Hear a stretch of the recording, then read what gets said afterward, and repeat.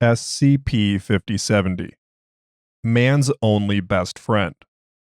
Object Class: Euclid. Special Containment Procedures. SCP-5070 is to be kept in Site-15's indoor aviary. 2x4 wooden planks coated in red paint are to be provided to SCP-5070 3 times a day for feeding purposes. After completion of feeding, the planks are to be retrieved and repainted. 1 live rabbit is to be provided to SCP-5070 weekly. In the event that SCP-5070 escapes, personnel are to use red objects to lure the anomaly back to containment. Description: SCP-5070 is a black desktop stapler. SCP-5070 is sentient and displays behavior similar to birds of the Picidea family. Footnote 1. Woodpecker. It is capable of locomotion through short hops or flight, which is accomplished through the use of 2 triangular pieces of A4 paper taped to the handle, which act as wings. Testing has confirmed that the paper is heavily durable compared to non-anomalous counterparts. Other than an inscription etched on the bottom of SCP-5070 displaying the word VAMP, the item is in good condition. SCP-5070 is normally passive and shows signs that resemble affection towards humans with the exception of feeding. Footnote 2. SCP-5070 expresses affection by perching on the shoulder and rubbing against the neck whilst clasping its carrier against the crimp area in repetitive short bursts. To most staff, this is generally viewed with discomfort. In this hunting state, it will protrude staple teeth from the hole of the carrier and hunt for the nearest living animal. Upon locating prey, it will attempt to crush or fasten the prey to nearby surfaces and repeatedly staple it until deceased, then piercing the skin a final time before sucking the entirety of the blood using the staple teeth as a focal point. Footnote 3. When pulling the handle away from the carrier, SCP-5070 is found to be empty of staples. It has been theorized that SCP-5070 produces these staples internally when in its hunting state. It is currently unknown how SCP-5070 is able to absorb blood, nor what becomes of the liquid after consumption. After feeding, it will return to a passive state. SCP-5070 is able to use red coloring as a substitute for sustenance. When given objects colored red, or other shades of red, it will approach and bite down on the widest surface possible. The color will recede to where the teeth meet until disappearing completely, leaving neutral colors behind: white, gray, black, etc. This process only affects the color red. Other colors will be unaffected. Despite being able to gain sustenance from any red object, SCP-5070 prioritizes blood as a food source. After incidents of SCP-5070 attacking personnel following long periods of substitute feeding, containment procedures have been updated to include the introduction of 1 live rabbit once every week to amend the issue. Discovery: on September 15, 2008, SCP-5070 was discovered by the Foundation following a series of reports involving red objects suddenly turning gray without apparent cause in Mission Viejo, California. Agents were dispatched to the area and eventually encountered SCP-5070 stapling carcasses of squirrels to a tree within the premises of a private golf course. SCP-5070 did not resist and was apprehended with relative ease. All objects affected were repainted to their original color as necessary. Shortly after capture, it became apparent that the objects that SCP-5070 had affected led a trail from the golf course to the suburban home of Dominic White, person of interest 1877, a 29-year-old accountant employed by the redacted company. The house was found uninhabited at the time. The premises was investigated and uncovered multiple indicators that SCP-5070 was kept in the house. Among these were all windows, with the exception of the second-floor bathroom, were covered in blinds, and each of the doors leading inside the building had multiple locks installed on them. All of the wooden furniture were covered in layers of bubble wrap. An abundant amount of cans of red paint and wooden blocks were stored in the pantry. Binders detailing thaumaturgic practices and arts were found on a workbench in the garage. Inside the binder was a set of written transactions detailing a list of items being sent to various named individuals. Footnote 4. These were not legitimate names, but code names. A custom-made indoor aviary in the main bedroom. The bars of the cage were made of denser metals and were significantly reinforced. Inside the aviary contained the seat and chain of a playground swing set, a bird feeder modified to dispense rabbit blood, and several chew toys embedded with staples. A search was immediately issued for Person of Interest 1877. Foundation agents posing as law enforcement investigated redacted. It was revealed that he left work early on the excuse of a family emergency. All attempts to trace his cell phone have failed. Nearly a month after containment of SCP-5070, security personnel discovered Person of Interest 1877 scouting the area of Site-15. He attempted to flee but was quickly arrested. Person of Interest 1877's vehicle was found nearby along with a bag of tools, a Crossman brand BB gun, and a rough sketch of the layout of the site stored in the trunk. Upon confirming Person of Interest 1877's identity, an interview was scheduled to determine his relationship with SCP-5070. Interview log. Date: October 15, 2007. Interviewer: Dr. Bars. Interviewee: Person of Interest 1877. Begin log. Dr. Bars. State your name for the record. Person of Interest 1877. Why? I'm pretty sure you guys know who I am at this point. Just state your name, please. Dominic White. Happy now? So, Mr. White, before we detained you, our people found you hiding behind some rocks with binoculars. You attempted to escape. Care to explain? I wanted to explore. I don't see how that's a crime. As in exploring, you mean planning to break into a highly classified building which you shouldn't have been at in the first place. I don't think a BB gun is exactly the most appropriate weapon to use in this situation. Don't you think? Person of Interest 1877 shrugs and remains silent. Okay.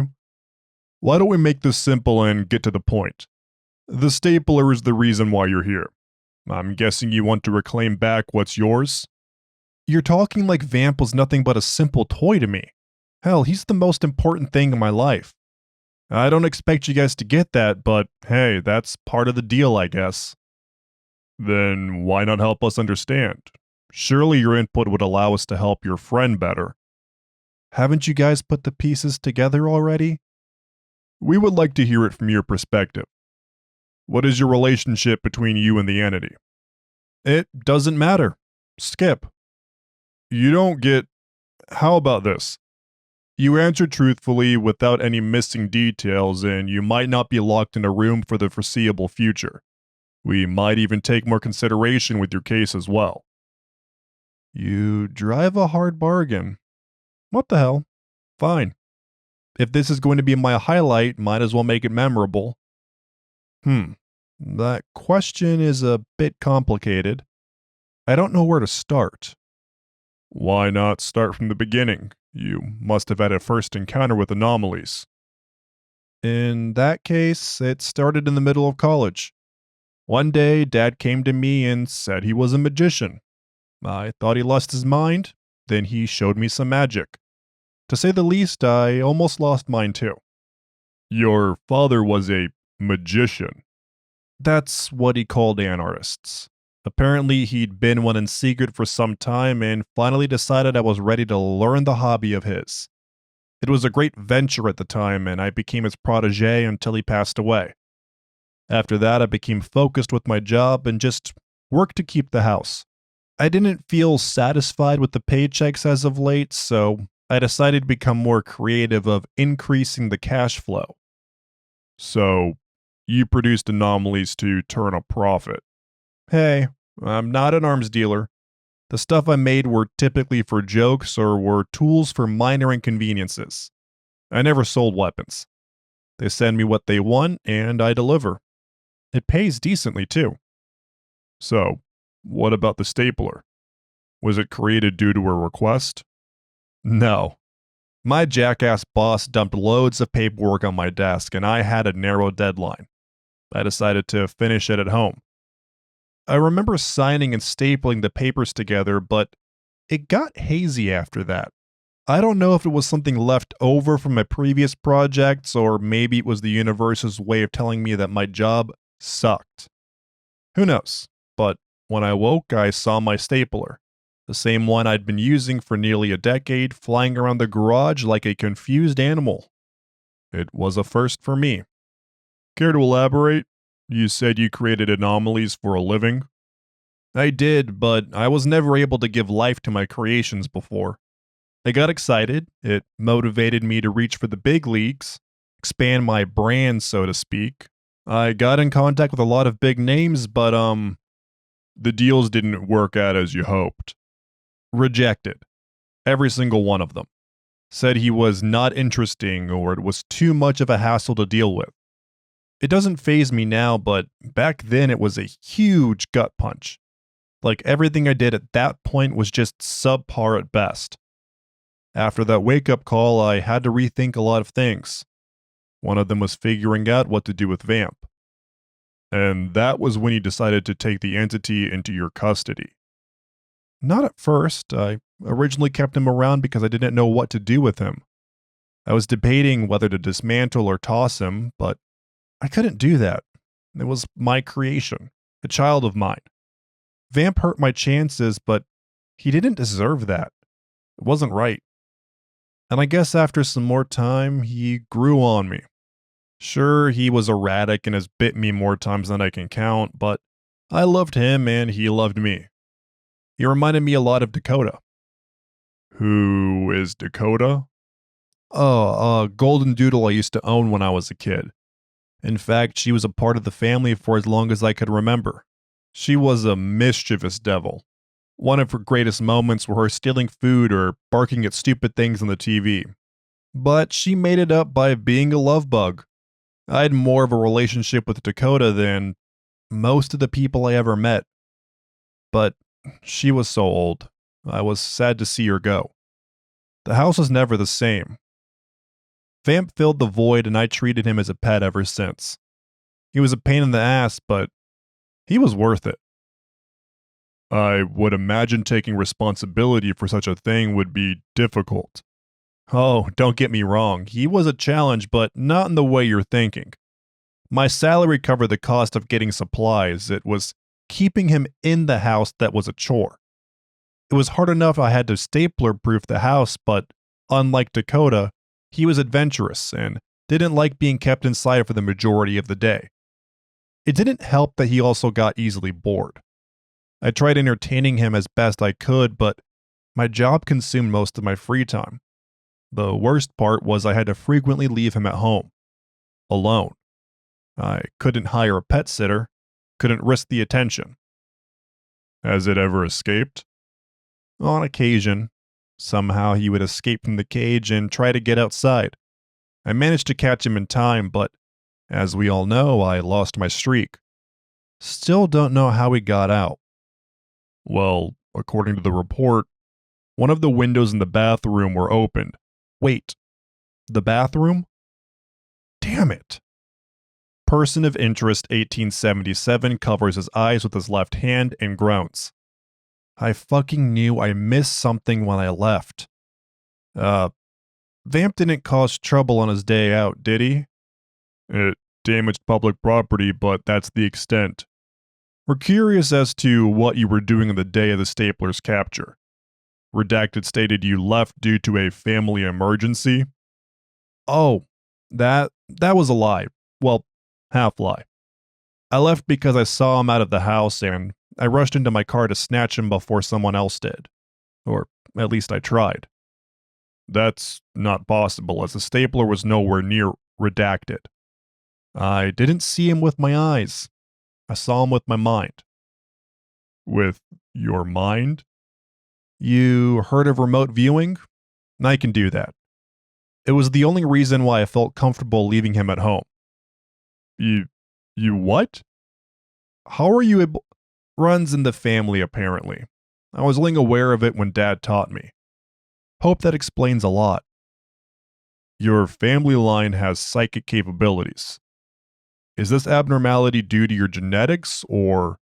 Look, if you want to know more about it, fine, but this is all about him, right?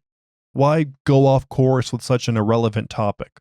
I'll happily tell you more about the finer details when this is over. I can tell you're the kind of guys that love to get their nose in everyone's business. Alright then. Continue. Anyways, I had a particularly shitty day. Too much work, overbearing coworkers, didn't get enough sleep either. I can't view things well when I'm stressed, it gets fuzzy. When I finally got a chance to breathe, I saw him happily munching on a license plate, and that's when I bolted. I drove, but when I viewed you guys scooping him up, I knew there was no coming back from this, and perhaps it was for the best. You wanted us to contain your pet. Hell no. I wish this whole thing never happened, but you know what? It gave me clarity. For the longest time, I've been taught that getting high on the food chain was the definition of success. But if that's true, then why do I feel like I'm still wasting my life? I figured it out. That's what I wanted in life, not what I needed. Picture this, Doc. You're young, and you were raised that if you work hard, just put the effort in, you'll be set for life. A happy ending. Then you grow up. You've gotten yourself a great house, but barely have the time to appreciate it due to work. You feel tired every day, but you have to act like you're not because people have expectations of you and you cannot disappoint. Most people you've met are either oblivious about the world or inherently self-centered to the point where it's disgusting. And all the people you can rely on are gone.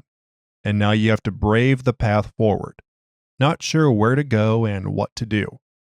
And you want to go back to the days when things were simple, but you can't because you got responsibilities, and just thinking about it makes you want to fucking scream. Person of interest 1877 slams his right fist on the table. He remains silent for 8 seconds before retracting his arm. Sorry. I didn't mean for it to come out like that. It's been a long day. It's quite alright. I understand. So, Vamp helped you by relieving stress? More than that, he brought back a semblance of what used to be.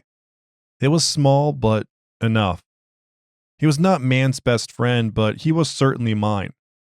The thought of him disappearing to some Area 51 spinoff was unacceptable. So I did research in conjunction with the viewing and eventually found the place.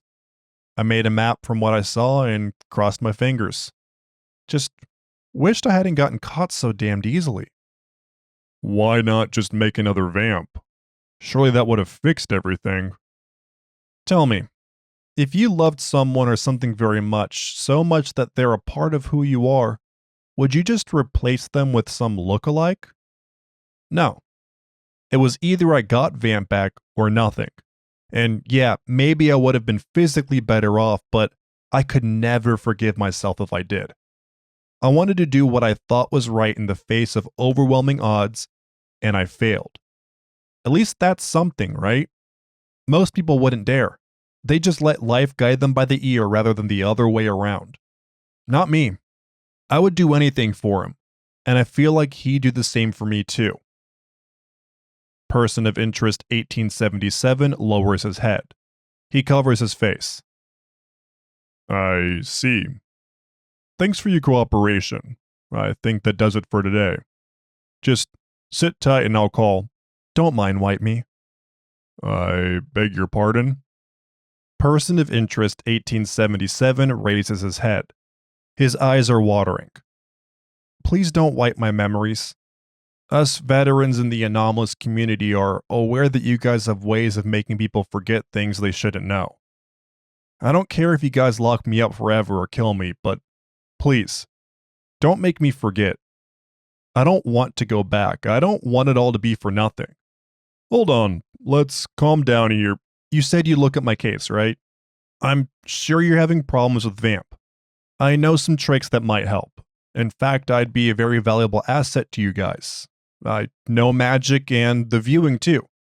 Maybe we can work something out? Hold on. I need to make some calls. End log. Afterward. After much consideration, due to Person of Interest 1877's experience in thaumaturgy and remote viewing capabilities, he was assigned to Mobile Task Force Sigma 66, 16 tons, 6 months following this interview. Person of Interest 1877's recommendations to SCP-5070's containment procedures have been acknowledged. Proposal to allow Person of Interest 1877 to interact with SCP-5070 once every 2 weeks have been approved. Thank you for listening to SCP-5070, Man's Only Best Friend, by Nick the Brick 1. If you enjoyed this SCP, please like and subscribe, and follow the link in the description to the SCP Wiki, and vote up the article to support the author and the SCP Wiki as a whole.